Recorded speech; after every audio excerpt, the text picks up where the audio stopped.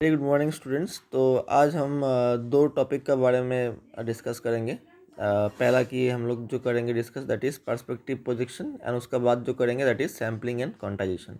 तो दोनों ही बहुत मतलब इम्पॉर्टेंट टॉपिक है एंड बेसिस है मतलब इमेज प्रोसेसिंग के लिए, ठीक है, डिजिटल इमेज प्रोसेसिंग के लिए।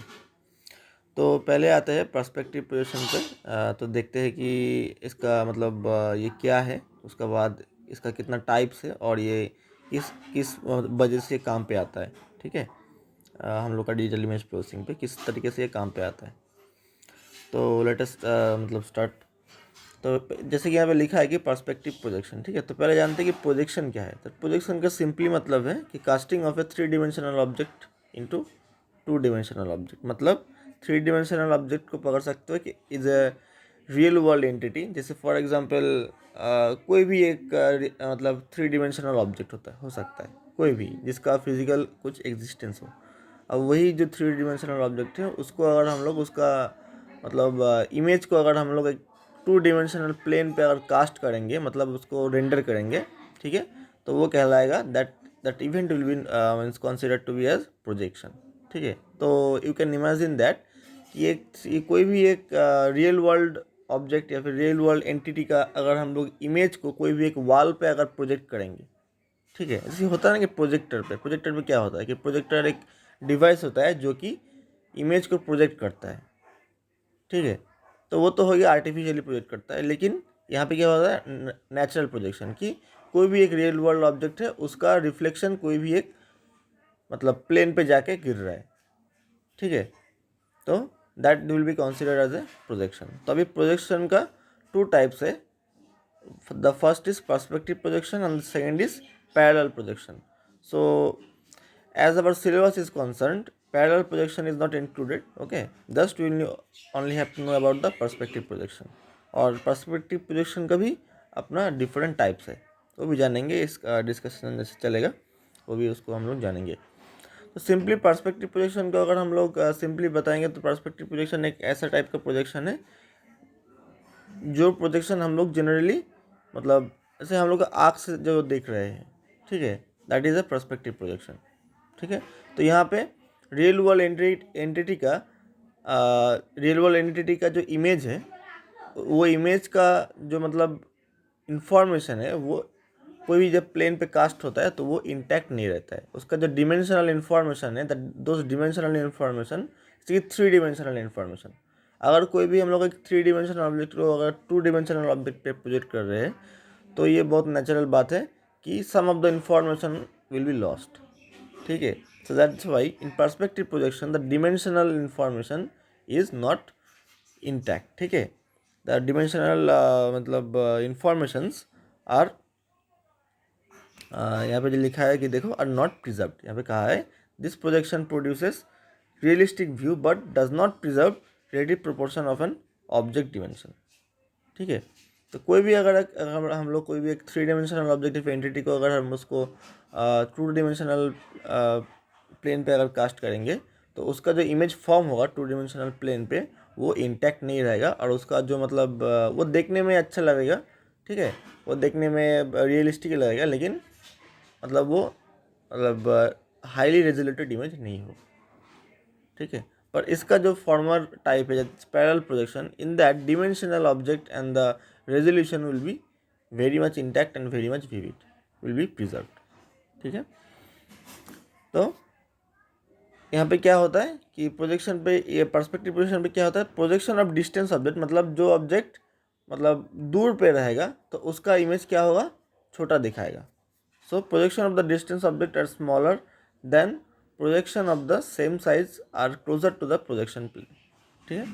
The perspective projection can be easily described by the following figure. तो ये फिगर देख सक रहे हो कि इस फिगर से हम लोग उसको एक्सप्लेन कर सकते हैं कि यहाँ पे जो सेंटर प्रोजेक्शन लिखा है तो उसको यहाँ पे एक 3 डिमेंशनल ऑब्जेक्ट को तुम लोग मतलब इमेजिन कर सकते हो। तो उसका जो इमेज है वो एक यहाँ पे पैरेललोग्राम का जो ये मतलब फिगर है, इसको हम लोग एक व्यू प्लेन कहेंगे या फिर 2 डिमेंशनल प्लेन कहेंगे, इस पर हम लोग इसको प्रोजेक्ट कर रहे हैं, ठीक है।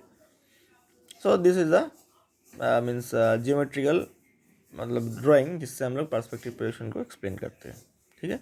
तो पर्सपेक्टिव प्रोजेक्शन का कुछ अपना अपना मतलब एलिमेंट होगा, जैसे कि for example centre of projection, view plane, ठीक है, फिर आता है लोकेशन ऑफ द ऑब्जेक्ट, ठीक है। तो सेंटर ऑफ प्रोजेक्शन क्या होता है? It is a point where lines of projections, ठीक है, are that are not parallel to the projection plane appear to meet, ठीक है। तो सेंटर ऑफ प्रोजेक्शन क्या होता है कि लाइन्स मतलब क्या होता है कि this lines are not actually the real line, this are the imaginary lines. तो पर्सपेक्टिव प्रोजेक्शन जैसे कि फॉर एग्जांपल कि अगर रेल लाइन का भी देखे हो, अभी ये इमेजिन कर सकते हो, दो रेल लाइन का बीच अगर खड़ा होगे तुम लोग, तो दूर पे देखोगे तो वो दो रेल लाइन मीट करता हुआ, मतलब ऐसा लगेगा कि दो रेल लाइन जो पैरेलल लाइन है वो मीट कर रहा है। तो वो जो मीट कर रहा है उसको हम लोग क्या कर सकते हैं कि सेंटर ऑफ प्रोजेक्शन, ठीक है। So it is a point where lines of projection that are not parallel to the projection plane appear to meet, ठीक है। ये ऐसा लगेगा, ये रियली में मीट नहीं करेगा, दो पैरेलल लाइन कैसे मीट करेगा, है ना, दो रेल लाइन कैसे मीट करेगा, लेकिन रेल लाइन के बीच खड़ा होने से ऐसा लगता है दूर पे देखोगे तो कि दो रेल लाइन एक पॉइंट पे जाके मीट कर रहा है। It will appears in such a way that it is meeting at that point, that is known as centre of projection. तो व्यू प्लेन पे क्या होता है? तो व्यू प्लेन और projection plane, so this are the view reference point, मतलब जो point से हम लोग उसको वो थ्री डिमेंशनल ऑब्जेक्ट को टू डिमेंशनल ऑब्जेक्ट कास्ट करने का टाइम पे हम लोग उसको देख रहे हैं। तो व्यू प्लेन नॉर्मल। तो फिर क्या आता है? Location of the object. ये तो समझ में आ रहा है कि कहाँ पे वो ऑब्जेक्ट लोकेटेड है, जिसका हम लोग मतलब इमेज जिसका हम लोग एक्चुअली इमेज देख रहे हैं by the means of perspective projection. तो मैं ज़्यादा डिटेल्स पे नहीं जा रहा हूँ, मैथमेटिकल पार्ट पे नहीं जा रहा हूँ, ठीक है। सो अभी आता है types of perspective projection. The classification of perspective projection is on the basis of vanishing point, ठीक है। It is a point in the image where parallel lines through centre of the projection intersects view point, ठीक है। We can say that a vanishing point is a point where perspective lines intersects view plane, ठीक है, मतलब जहाँ पे image form होता है। तो three types of perspective projection are 1 point, 2 point and 3 point, ठीक है। तो 1 पॉइंट पर्सपेक्टिव प्रोजेक्शन, जिसका अभी थोड़ा देर पहले डायग्राम देखे, that is itself 1 point perspective projection, it is the normal perspective projection, ठीक है, जहाँ पे एक ही पॉइंट होगा और एक ही पॉइंट से हम लोग मतलब इमेज को हम लोग उसको व्यू करेंगे। So one point perspective projection occurs when any of the principal axis intersects with the projection plane, or we can say that when projection plane is perpendicular to the principal axis. Clear?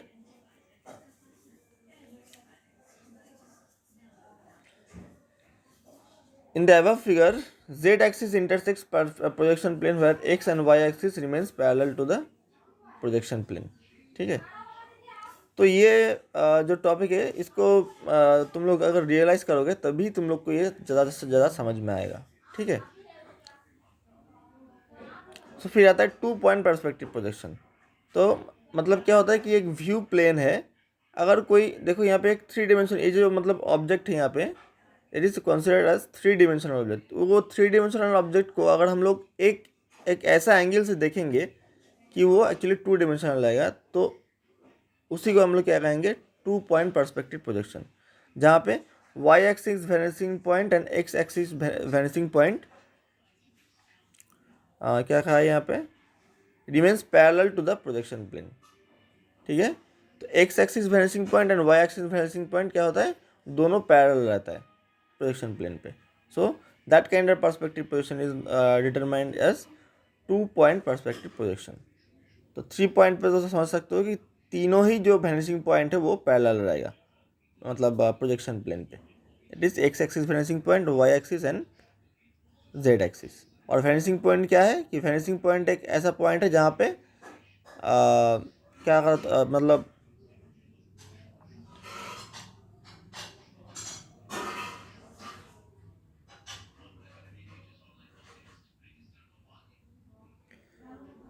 जहाँ पे actually view plane और हम लोग कह सकते हैं कि view reference point intersect कर रहा है, that is determined by the vanishing point. ठीक है, तो vanishing point is the point of intersection between the, अभी थोड़ा देर पहले ही बताया था मैंने,